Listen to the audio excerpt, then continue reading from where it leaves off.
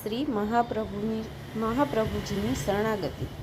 મનમાં કોઈ અલૌકિક ઉદ્વેગ આવે ત્યારે શ્રી મહાપ્રભુજી શરણાગતિનો આશરો લેવાની આજ્ઞા કરતા કહે છે, જ્યારે શ્રવણાદિ ભક્તિ આત્મનિવેદન અશક્ય લાગે ત્યારે સર્વ પ્રકારે નિરંતર વ્રજભક્ત સહિત શ્રી કૃષ્ણ મારા શરણ રક્ષક છે, ત્યારે શ્રી કૃષ્ણ શરણમ મમ એમ સતત બોલતા સેવાપરાયણ રહેવું જરૂરી છે।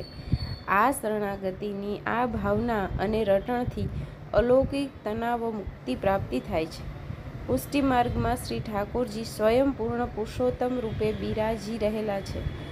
પરમ પૂજ્ય 108 ગોસ્વામી શ્રી મથુરેશ્વર મહારાજ શ્રી કહે છે કે હે પુષ્ટિ પુરુષોત્તમ, હે શ્રી વલ્લભ સ્વરૂપ પૂર્ણ પુરુષોત્તમ, હે નિકુંજ નાયક દેવ દમન શ્રીનાથજી બાબા, આપની અમૃતમય આનંદમય કૃપાથી આપની આ છૂટો પડી ગયેલ જીવ આપને શરણે પાછો આવ્યો છે। હે પ્રભુ, જે જીવનો કોઈ ધર્મ નથી, જે જીવે કોઈ સારા કર્મો કર્યા નથી, જે જીવ અનેક પાપો અને દોષોથી ભરેલો છે, જે જીવ કામ ક્રોધ જેવા દૂષણોથી ભરેલો છે, તેવા જીવ પર કરુણામય પ્રભુએ એટલી કૃપા કરી કે તેણે મને શરણે લીધો। જય શ્રી કૃષ્ણ।